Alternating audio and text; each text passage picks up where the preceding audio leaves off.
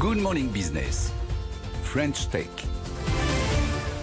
La French Tech, la FinTech ce matin avec Pierre-Antoine Dussoulier, fondateur d'Iban First. Bonjour Pierre-Antoine. Bonjour Christophe. Merci d'être une nouvelle fois avec nous sur ce plateau. On aime bien célébrer comme ça les milestones des belles French Tech comme la vôtre. Vous avez levé donc 21 millions d'euros supplémentaires, mais presque doublé le tour de table. C'est pas mal, en pleine crise, parce qu'au fond, la crise, finalement, a prouvé l'utilité de votre modèle multidevise. C'est aussi pour ça, non ? Non, exactement. Ouais.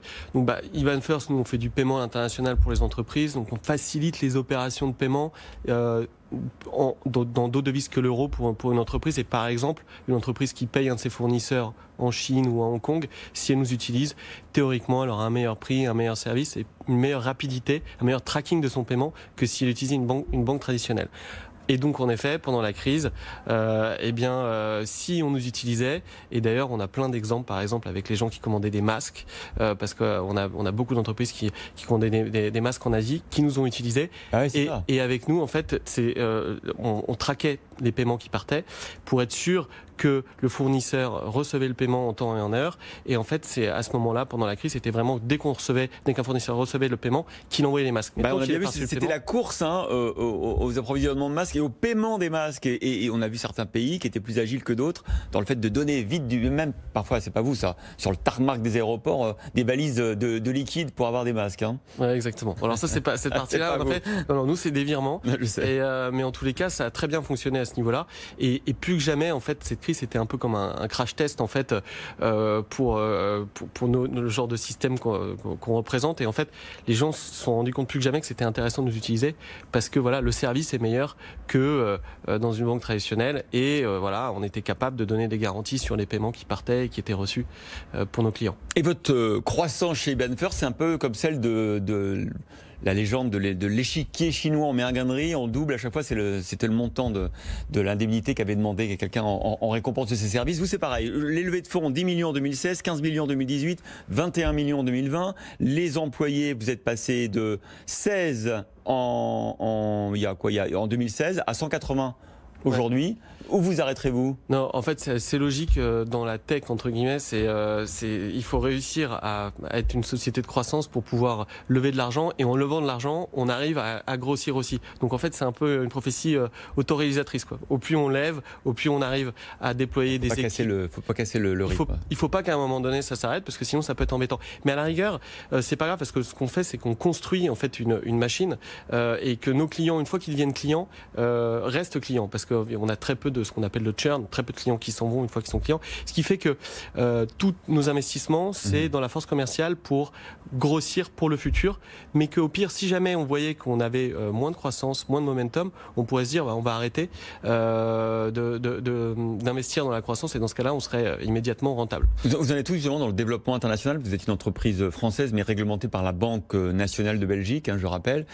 C'était plus facile en termes de réglementaire, j'imagine, pour faire du online. Il n'y avait pas que ça, parce qu'on est une entreprise en effet avec des capitaux français, des actionnaires français, mais en fait on a des ambitions vraiment européennes. Et en fait à un moment donné, être aussi en Belgique nous a permis de réfléchir directement à l'Europe et que la France devienne qu'une partie en fait de nos ambitions, parce que c'est notre idée. Donc du coup on a aussi une grande présence en Hollande, on a une présence en Allemagne maintenant, via 2 petites acquisitions qu'on a fait l'an passé. Et puis du coup on est aussi en Belgique parce que c'est là où on a notre agrément et on veut continuer à croître en Europe. Alors ce qui est intéressant dans votre levée de fonds, c'est que ça n'a pas été de tout repos. Il y a un de vos investisseurs qui vous a lâché, on ne va pas le nommer, on ne va pas faire de name and shame ici, mais il a fallu trouver d'autres investisseurs. Oui, tout à fait. Alors ça, je pense que c'est la vie d'un entrepreneur.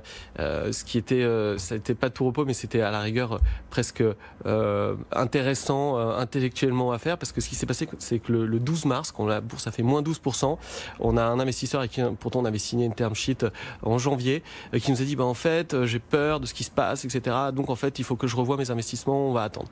Donc là nous on s'est dit on va essayer peut-être de trouver un plan B. Et ce qui est intéressant, c'est la manière dont on a trouvé ce plan B, parler parce que dès le 12 mars au soir, on a appelé 2 investisseurs qu'on connaissait. On leur a dit est-ce que ça vous dit de reprendre en fait la place de celui qui a peur. Et là, on a trouvé Elaya qui nous a dit mais moi j'adore la société, j'adore vos chiffres, j'adore ce que vous faites. Et puis nous, on est là depuis 2002. On en a vu plusieurs crises. Donc en fait, nous on n'a pas peur d'investir en pleine crise. Et ce qui est intéressant, c'est qu'on a eu ces discussions avec cet investisseur pendant le confinement, mais quasiment que pendant le confinement. On a signé une term sheet, donc un papier qui décrit en fait ce que va être cet investissement pendant le confinement, donc le 10 avril. Et ensuite, on a closé cet investissement avec toutes les due diligence qui sont liées à ça pendant le confinement aussi. Voilà, un beau closing pendant le confinement. Est-ce que ce que vous avez vécu est arrivé à beaucoup de start-up de la French Tech? Est-ce que vous avez l'impression qu'il y a des investisseurs qui n'ont pas eu peur, qui ont eu les reins solides, qui ont joué le jeu, et d'autres qui sont carapatés? Ouais, je pense que ça arrivait à pas mal de monde. Enfin, je pense et je sais que ça arrivait à d'autres. Alors, il y a les investisseurs n'osent pas le dire. Les entrepreneurs n'osent pas trop en parler. Et donc c'est vrai que, par exemple, moi, j'ai pas envie de faire de la pub tout court à cet investisseur. Parce qu'il reviendra peut-être, c'est ça? Non, pas parce qu'il reviendra. Non, sûrement pas. Et j'espère en fait que d'ailleurs, a priori, il fera plus d'investissement dans la tech parce que je pense que c'est peut-être pas son vrai métier, c'est pas quelque chose qu'il devrait faire. Et donc, au contraire, j'invite les entrepreneurs à m'appeler si jamais ils se posent des questions sur qui c'est et si jamais un jour ils se posent des questions sur cet investisseur. Et pourquoi vous ne le nommez pas alors? Non, parce que écoute, on pourra le nommer dans le futur, mais il y a pas de souci vis-à-vis de ça.